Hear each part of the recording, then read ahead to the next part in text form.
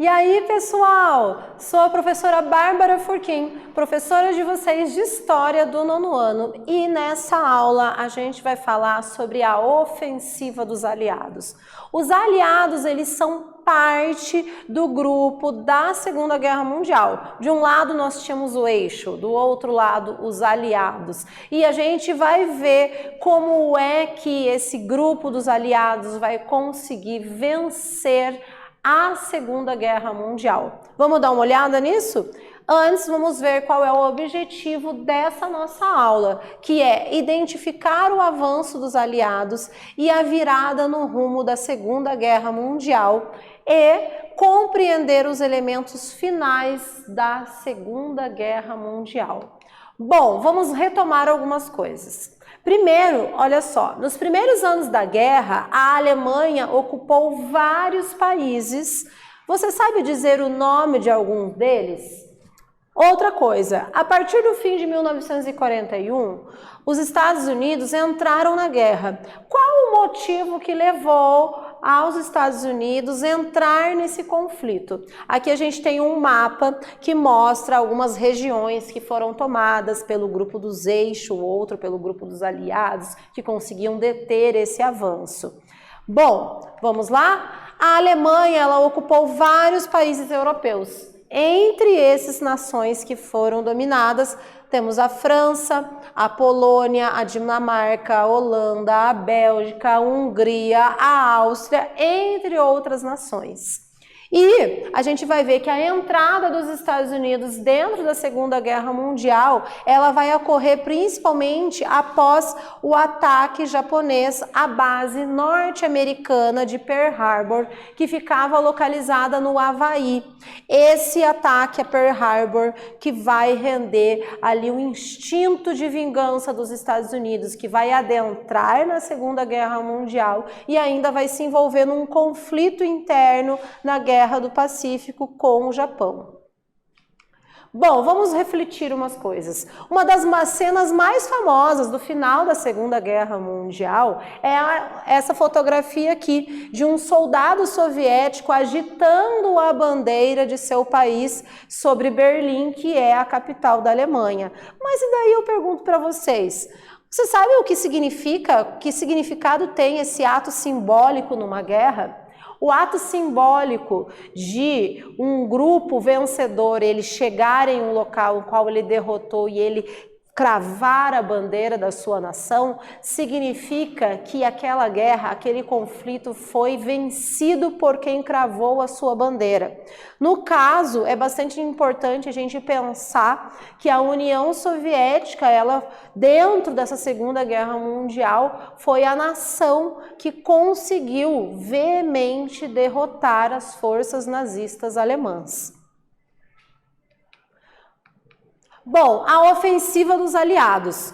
Mas é claro que a União Soviética não estava sozinha, existiu ali a união de várias nações para conseguir derrotar o eixo dentro da Segunda Guerra Mundial. A gente vai ver que a entrada da União Soviética e dos Estados Unidos dentro da Segunda Guerra Mundial vai dar um impulso bastante grande dentro da guerra e vai, fazer com que esse grupo dos aliados ganhe mais força.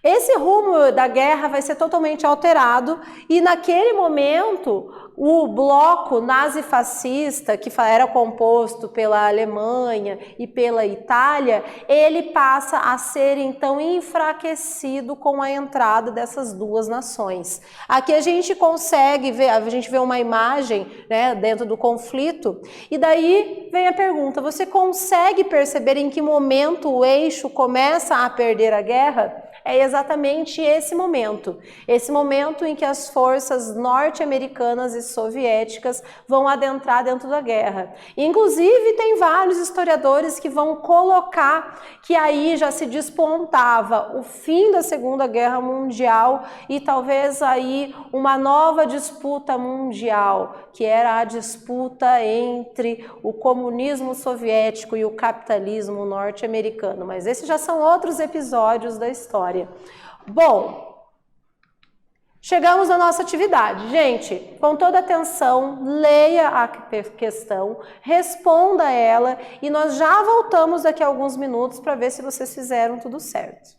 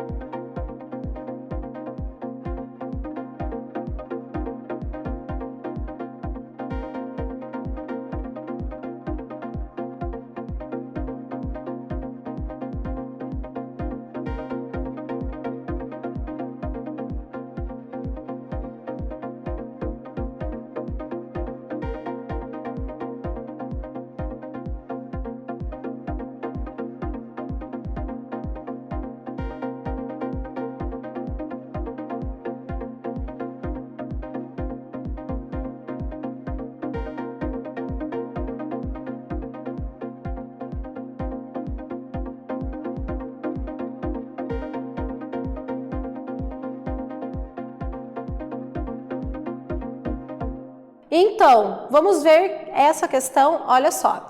Que ação fez com que a Segunda Guerra Mundial tomasse um rumo que culminaria na derrota nazifascista? E a gente vai ver que é a entrada da União Soviética a partir do momento que a Alemanha descumpriu o pacto de não agressão com eles, e a entrada dos Estados Unidos a partir do momento que foram atacados, né, pelo Japão, a base militar deles de Pearl Harbor, na guerra ao lado dos aliados. Isso tudo mudou o rumo da guerra, que até aquele momento era favorável ao bloco nazi-fascista alemão e italiano.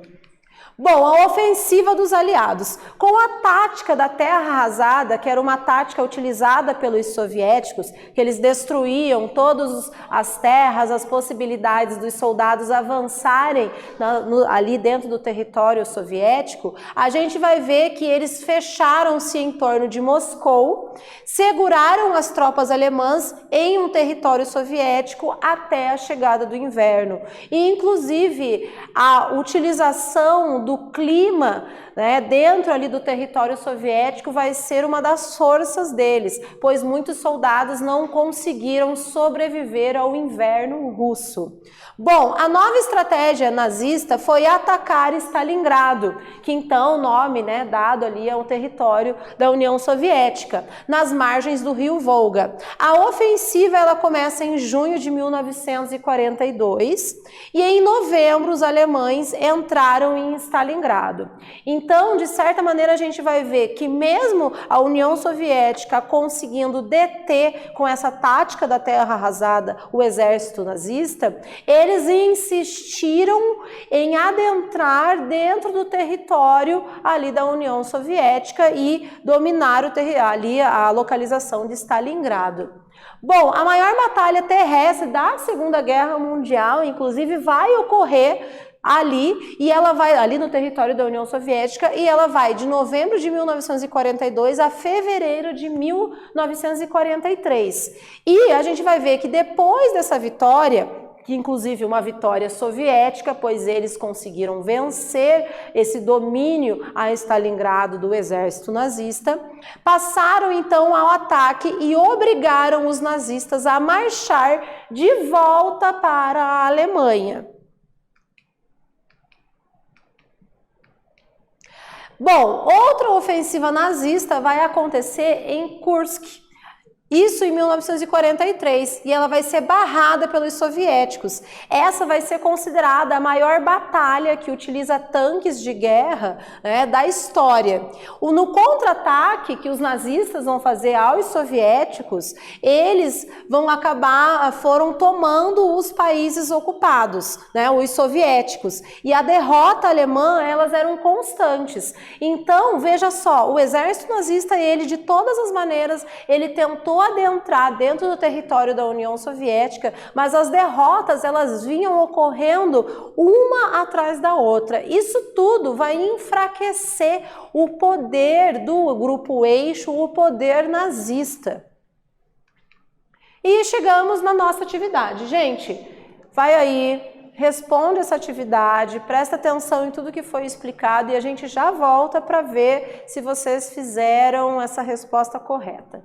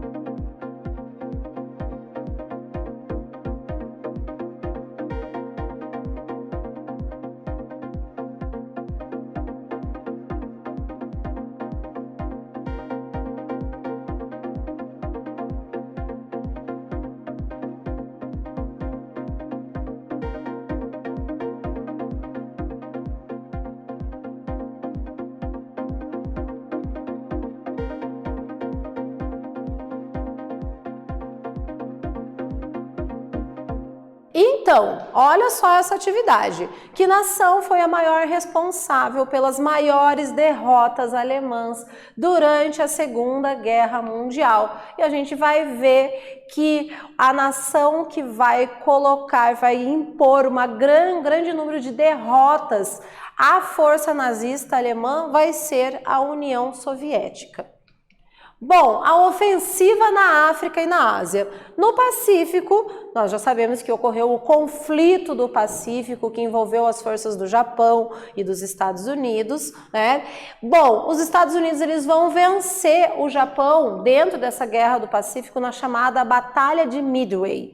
E eles vão assumir a ofensiva na guerra. As tropas inglesas e americanas, elas vão partir para a Ásia, então, depois dessa vitória, e vão conseguir, né, a gente vai ver que também eles vão conseguir outra parte das tropas, vão acabar partindo para o norte da África e conseguindo dominar a região.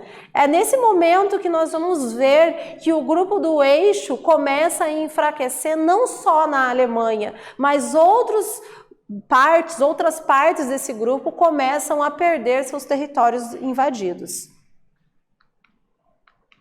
Bom, em 1943, os aliados vão invadir a Itália e os fascistas italianos forçaram a renúncia de Mussolini. O Benito Mussolini ele era o grande líder do fascismo dentro da Itália, estava ali ligado à força do regime totalitário junto com o nazismo, fazia parte do eixo, e a gente vai ver que eles assinaram um acordo de paz com os aliados. Então, nesse momento, nós vamos ver que a Itália, ela, de certa maneira, ela se retira da guerra a partir do momento que ela assina esse acordo de paz.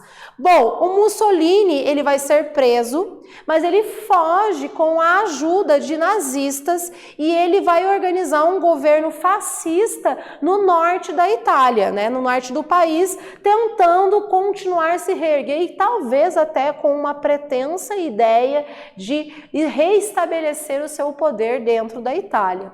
Mas nós vamos ver que o Mussolini, Benito Mussolini, ele vai acabar sendo capturado por uma resistência italiana e ele vai acabar sendo condenado à morte. Isso na data de 28 de abril de 1945. Nós temos aqui uma imagem da execução de Mussolini em Milão em 45 e dessa maneira a gente pode dizer que oficialmente a Itália e as forças fascistas estavam retiradas da Segunda Guerra Mundial. Mas restava ainda a rendição da Alemanha e do Japão. Bom, o dia D. Após a libertação da Itália, os soldados, né, e com as derrotas alemãs que estavam acontecendo ali, principalmente pelas forças soviéticas, a gente vai ver que os aliados eles abriram a chamada Terceira Frente de Luta contra os nazistas. A ideia era retomar o território francês. O território francês, o norte da França havia sido desde 1940 dominado pela força nazista e essa era então o grande projeto dessa terceira frente de batalha. Bom, o desembarque das tropas dos aliados vai acontecer na Normandia. A Normandia ela é o noroeste da França, é uma região litorânea e a gente vai ver que em 6 de junho de 1944 essa operação desse desembarque vai ser a maior operação de desembarque de tropas de guerra e esse dia ele vai ser conhecido como dia D, porque era o nome como eles denominaram esse evento. E vamos ver que a França vai ser recuperada, o exército nazista vai ser expulso dentro da França e ocorre o avanço da força dos aliados.